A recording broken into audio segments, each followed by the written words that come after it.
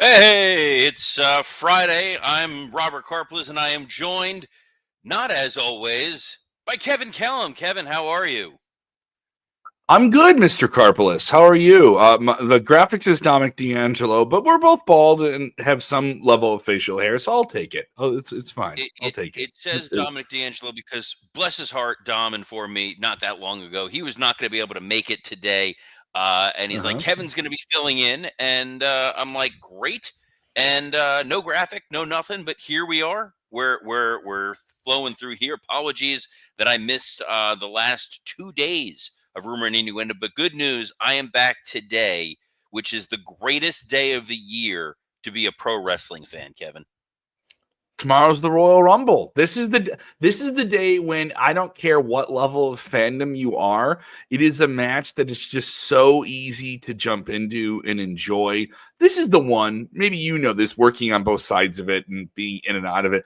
This is like that match where everyone kind of, if they don't watch wrestling throughout the year, this is when they kind of hop on and have that cycle to ride up to WrestleMania. This is the playoffs. This is the launch of that kind of high-end season of pro wrestling. I'm looking forward. I'm going to be in Indianapolis tomorrow for this, so I'm looking forward to it. Wow. Are you there representing media, or are you just going as a If I fan? was there representing media, I'd be there now. I don't know I don't know where you are. You're in like a bunker somewhere. Yes, It's like I'm an undisclosed location. Yeah. Hitler's last days over there on your side. Oh no. No, that's a Seinfeld reference. That's not a Hitler reference. We're That's good. an Elon Musk reference right now. How dare you? We are streaming on X, and now we might not be. So thanks. We'll say hi to some of the folks who are joining us here before Kevin gets us kicked off forever. Johnny Disco says, "Happy Royal Rumble weekend, R and I." Alt Jake, happy Friday, y'all. Dre Owen says, "I thought we were skipping today." I don't know why you thought we were skipping today. Most important wrestling day of the year. Tony Gong, Robert with a new episode, like a surprise entrant at the Royal Rumble. Devin Dowling, a happy Friday, guys. And and Jeff Henniger says, just like the Rumble, we got a surprise after the countdown. And the surprise with the wrong graphic underneath it made it feel like it was going to be Titus O'Neil. But yeah, I think what you were saying is entirely correct. Everyone has those wrestling friends who are the tire kickers. They are the once a Yeah. year, twice a year folks. And it's why I know when I was out, there was the reports about the Raw ratings for Netflix. They lost 50% of their audience. Of course they did. Nobody expected otherwise. That first show was, we got The Rock.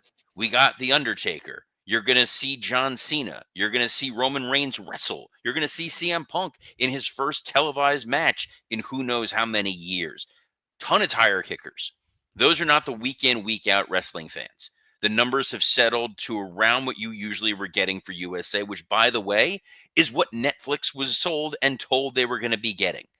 So now you're getting into that season of the people who are going to text you out of nowhere, "Hey man, what's the main event of WrestleMania?" They might not know 90% of it. They'll know that. And the Rumble is the one kind of idiot-proof show that even people that don't watch wrestling can get into all the fun moments and spots because it's just constant action.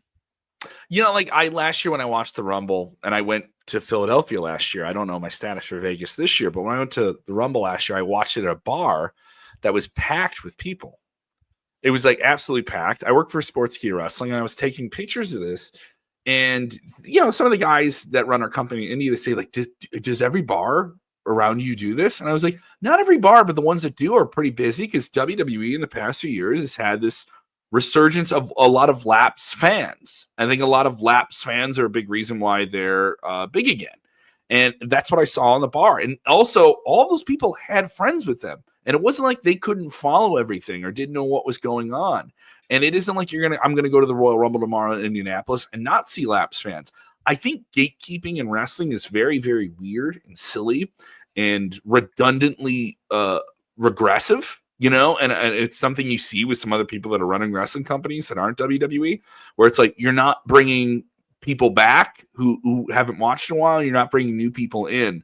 I got to say for WWE, they're spinning as many plates as they can to serve as many different types of lanes of interests.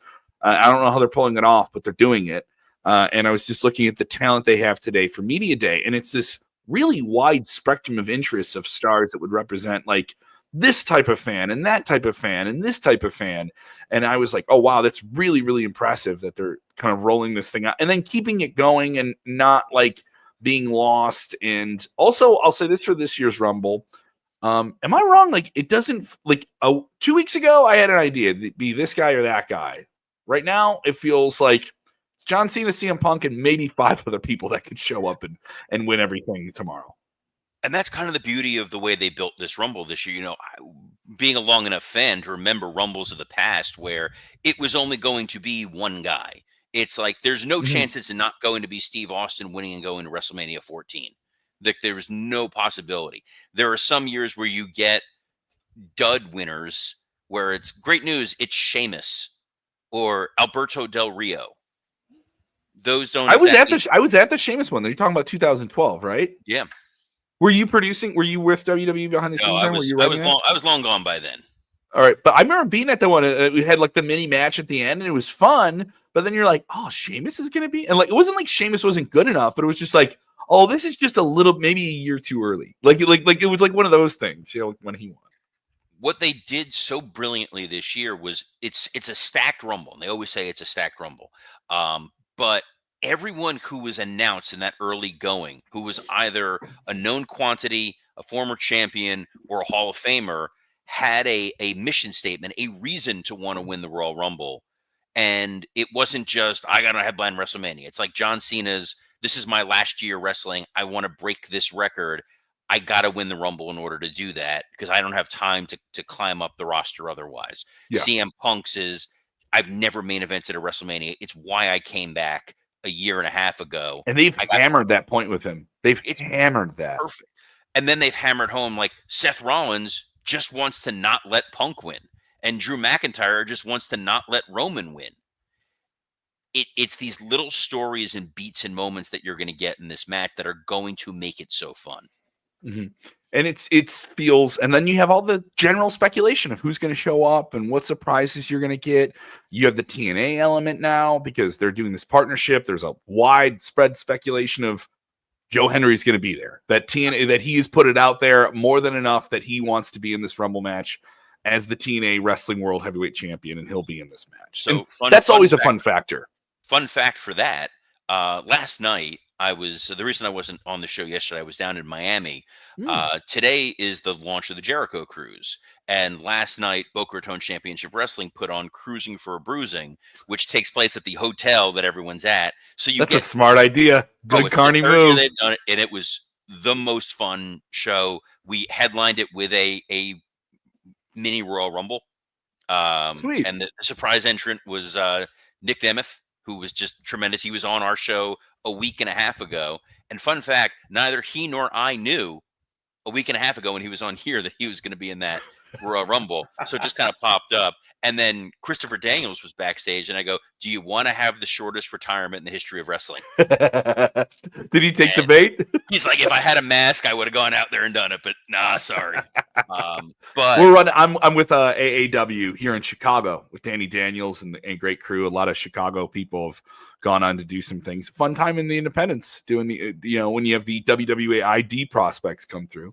Yes. But we're running the Chi-Town Rumble tonight at the Berwyn Eagles Club. So it's the time to do the Rumble. I don't mind the piggybacking. I think it's a great idea that you guys do that with the cruise. It's wonderful. But the reason I brought that up was one of the talks of all the people that were going on the Jericho Cruise was Joe Hendry got pulled this week from the Jericho Cruise. He was an announced name, and all of a sudden, 2 days ago, they're like, yeah, he's not going to be on. Now, nobody is surprised because I said when he won the TNA title, they did that so you can have the TNA champion appear in the Royal Rumble.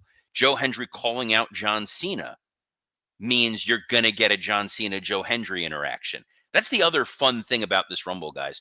This is the last bite of the apple we're going to get for John Cena with a lot of people. Mm-hmm. So you're going to see an interaction most likely with him and Jacob Fatu, him and CM Punk squaring off one-on-one, possibly him and Logan Paul squaring off one-on-one. You'll get those needle drops, those moments in this match that they're not going to get to all those John Cena matches. I would be shocked if they don't do a John Cena R-Truth moment. I do think they've done a really, really good job of everyone who's in the Rumble talking it up in a way of, I understand the consequence of this.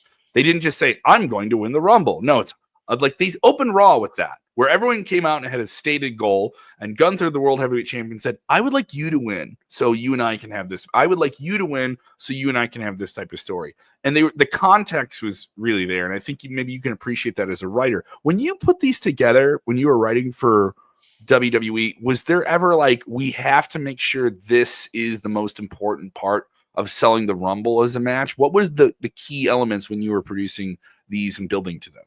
So the cheat became, once it was you're headlining WrestleMania, that's all you needed.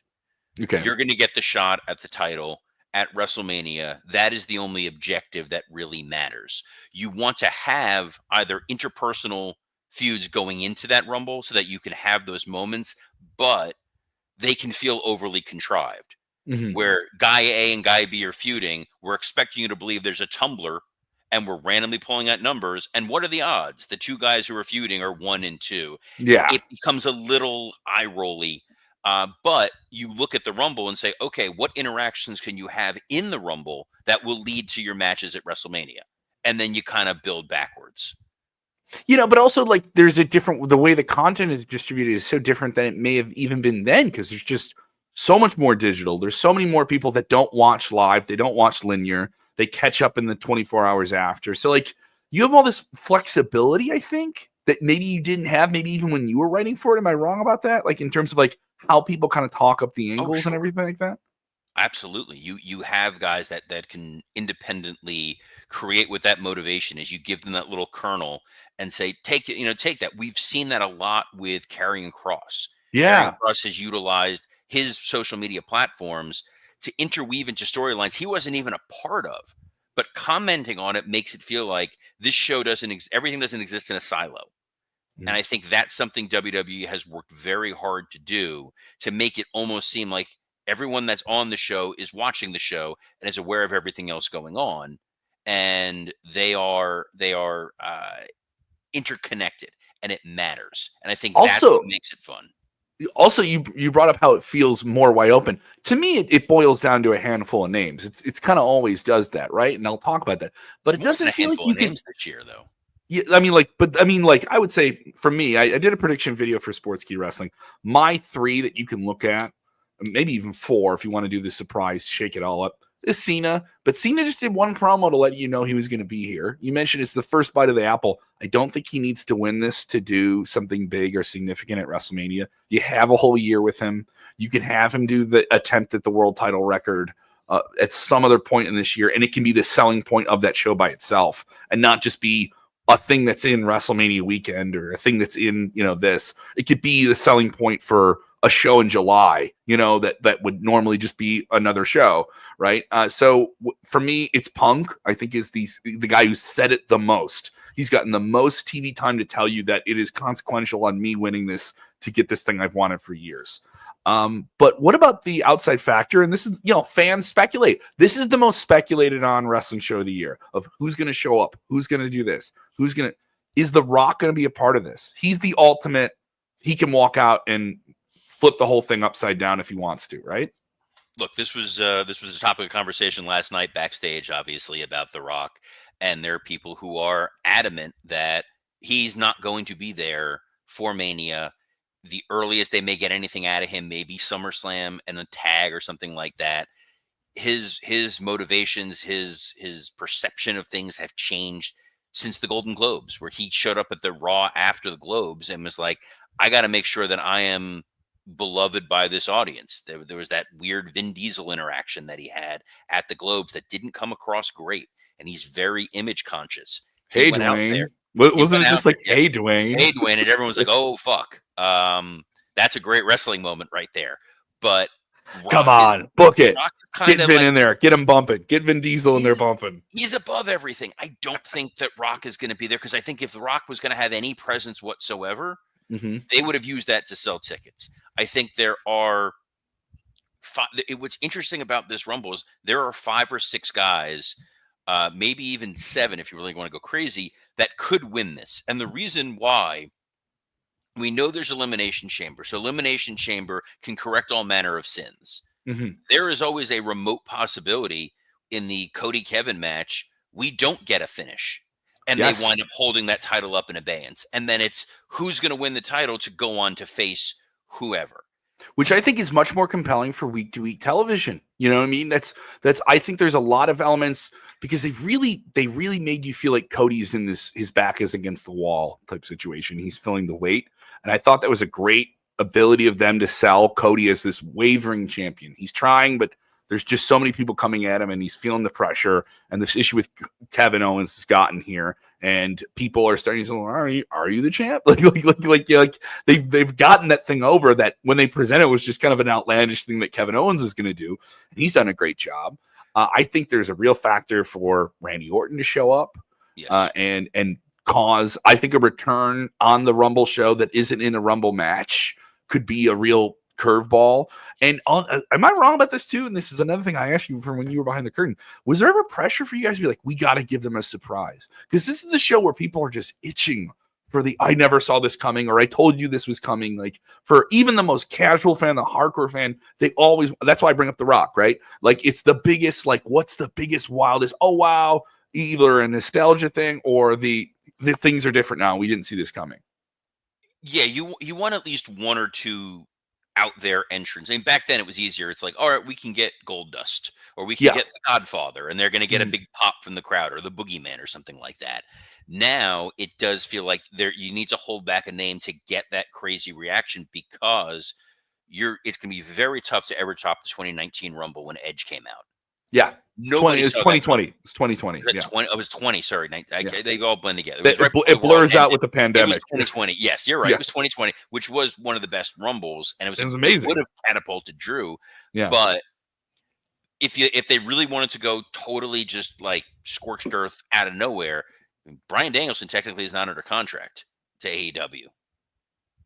I'm not saying. Why did I not think of that? Like, Robert, this is amazing. I love. I don't think that. By the way, I don't think that's going to be the case. I don't think that's true. But it's just the possibility. Idea. And this used to be the fun of you got a bunch. There was always a bunch of wrestlers that would always post like a picture of their luggage with the tag of whatever city they're going to. I think if they gave this crowd Cardona, I think they would go nuts for it. I think that would he's going to be in Indianapolis. I got sent the list for WrestleCon the other day. Yeah. It's on WrestleCon.com. I'm going to be at WrestleCon tomorrow afternoon. He will be there, and he's also a guy, you know how much he loves this business and loves traveling and loves having the fresh gear. He said in an interview he has a set of gear. If he gets called, he will have the gear with him, ready to go.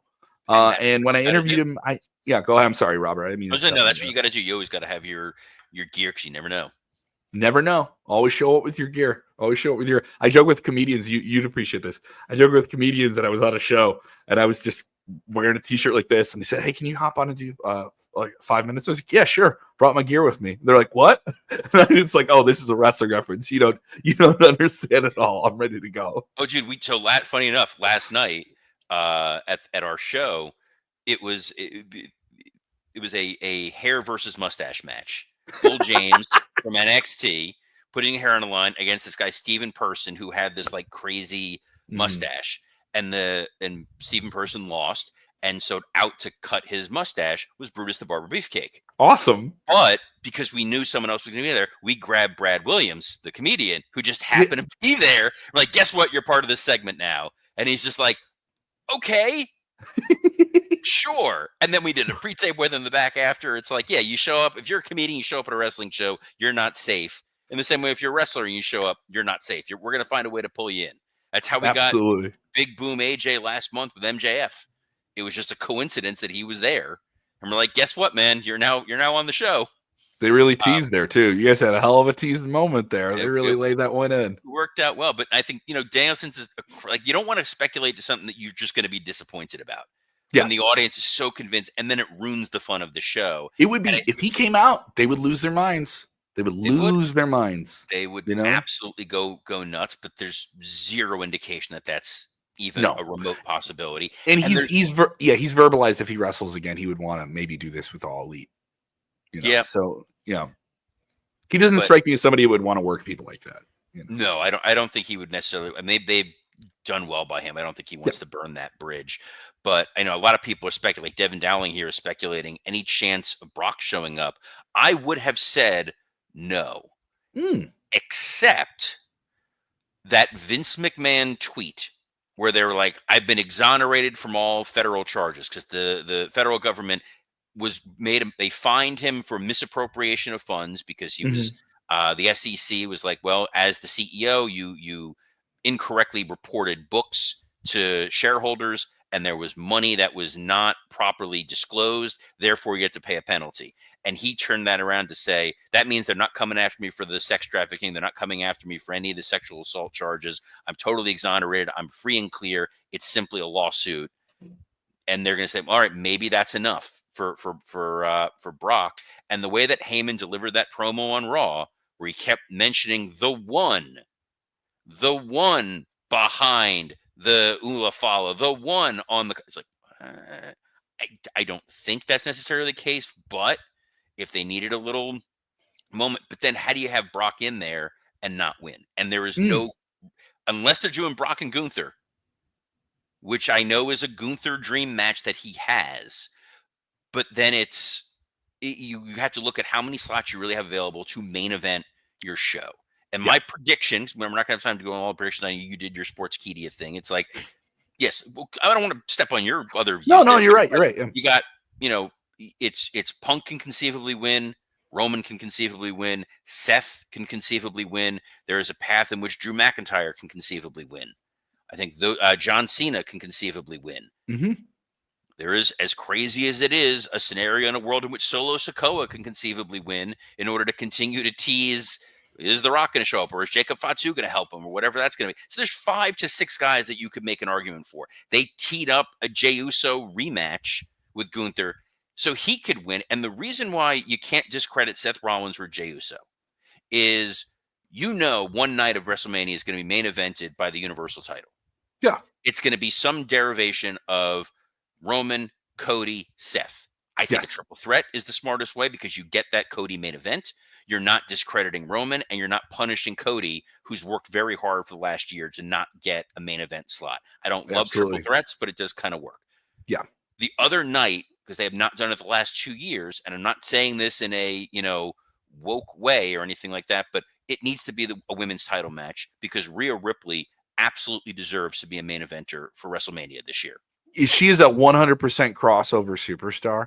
I haven't had more women ask me about a female wrestler since maybe Nikki Bella, who people are talking about showing up tomorrow, Yes. or Becky Lynch, who's expected to show up tomorrow. So I mean, with Rhea, I have a friend of mine, Tina Yukana, a great comedian, and she's very casual. She said since WWE got on Netflix, it's my thing I put on in the background. And I'm doing work or I was doing my taxes and I put on WWE in the background and she told me her favorites and she likes this person, that person. And she's like, and I love Rhea Ripley. And then she said this to me. She's a super casual fan. She's like, so there's a men's rumble and there's a women's Royal Rumble. And she's like, Rhea's one of the people that could show up in the men's rumble, right? And has not watched maybe her second or third wrestling show ever. And I love that element of like, yeah. And Rhea put it out there in an interview. She just threw that little drop of blood in the shark water, to get people talking. And maybe that's an element. I mean, I expect her to be there, right? And she'll be in town, so that'd be fun. But I agree with you. Rhea Ripley should have a prominent, big role at WrestleMania. A huge I think one. she is their second biggest star, probably behind Roman Reigns in terms of Wow, just yeah. star across the board. And it's interesting because there was the Netflix presentation this week, and it was major celebrities. It was Ben Affleck, Tina Fey, John Mulaney, CM Punk, and Rhea Ripley. And there was just the 5 of them up there, and it's like that is a very compelling image to see. So if you're headlining with that, you need a world title match that feels big but isn't necessarily your main event. And Gunther Jey Uso is a fine rematch. You could do that and you tell the story. Gunther Seth, I thought Seth's promo on Raw was one of the worst promos I've seen all year. It's one of the all year and a half. It was Why? bloodless because it was bloodless. It was directionless. That crowd was not buying what he was saying. They did not treat him like a major star. He felt like the 5th or 6th most important person on Raw.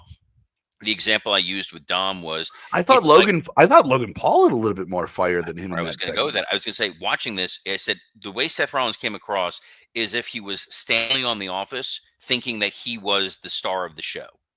Like he just isn't. He didn't feel like the 1A in that promo. He didn't. He wasn't saying anything. He was talking without saying anything. Gunther came out and it dragged Gunther down a little bit. And then when Logan Paul came out, crowd came alive. I mean, they Mm-hmm. treated Logan Paul like a major star. And I think that there's a little bit of like we need to do a little bit of damage control for Seth. Him winning the Rumble and being part of that Final Four and getting that win gives them some opportunities because you could very conceivably have a Final Four of Roman and Solo, Seth and Punk. Your two big feuds that you kind of had on that Netflix premiere, and those are Mm-hmm. your Final Four. Replace any of those guys with Cena. It makes a lot of sense. It's just one of those things where I can see it being a good reward for Seth Rollins. And then Elimination Chamber is now the most stacked Elimination Chamber of all time, where it's Roman Reigns, CM Punk, John Cena, Solo, Drew, and And someone you got to else. move. You got to move tickets for that. That You show's want to, done well, but it hasn't sold out in yeah, Toronto. you want to sell that out and make everything for the Netflix folks feel massive. Mm-hmm. So I can see where they're like, everyone's going to watch the Rumble anyway. Maybe we use a cop out win here and we give it to whoever's going to face Gunther. I don't love it. I don't, but I can just see the business mind for them of, well, we know, depending on who eliminates who, where is that going to go? Mm-hmm. But that's again the intrigue and the fun of the Rumble match itself. Personally, what I would love to have seen was Cena win and do Cena Gunther at Mania because that just feels like the cleanest, most logical match to have. That is a match where it can main event, it cannot main event, but it's John Cena's Yeah, last and Mania. it's the yeah. It's his last Mania. It's the guy who's Mr. Sports Entertainment versus the guy who's Mr. Ring General. And, I must defend this title so it doesn't become a spinner belt is all you need to say. And it's like you're in. And we're in. We'll be back on Monday covering the Royal Rumble fallout. We're gonna have a hell of a lot of stuff to talk about. Not Collision because Collision was already taped. And for the record, since I wasn't there yesterday, Dynamite, not their best outing this week. I go a little in depth on that on Working Stiff with Scott Chaplin, which is I'm available looking forward to now. it. I'm It's going to be it's listening to that in my ears. I'm going to be leaving to go get lunch. I'm going to pop that right in. oh it's up there now, and it's that was a bumpy show here, but this wasn't because Kevin's the best fill-in host in the world. Kevin, where else can the fine folks find you? You can hear me on Q101, Chicago's alternative rock radio station. I'll be on there actually tomorrow. I'll be doing the show from Indianapolis. I have to figure out how I'm going to do that. And I'm going to be on the ground for Sportskeeda Wrestling, doing everything for Sportskeeda. I'm going to be filming a bunch of different con. I'm going to be at WrestleCon. If you're going to be there, come by and say hi. You see a bald guy with a beard. There aren't going to be many people like that at a wrestling show. So I may stand out in the crowd. Yes, I'll be busy with that that. is unique. That was the joke last night. We were talking about the Jericho cruise, and I'm like, it'd be a shame if it sank because we'd lose 3,000 men and 6 women. I'm also going to be doing a live stand-up comedy. I'm going to be headlining the Down and Dirty Lincoln Lodge show on February 8th. And I'm going to be doing a Catholic school benefit on February 7th with Andy Huggins, who's like a big name comedian. I'm doing that.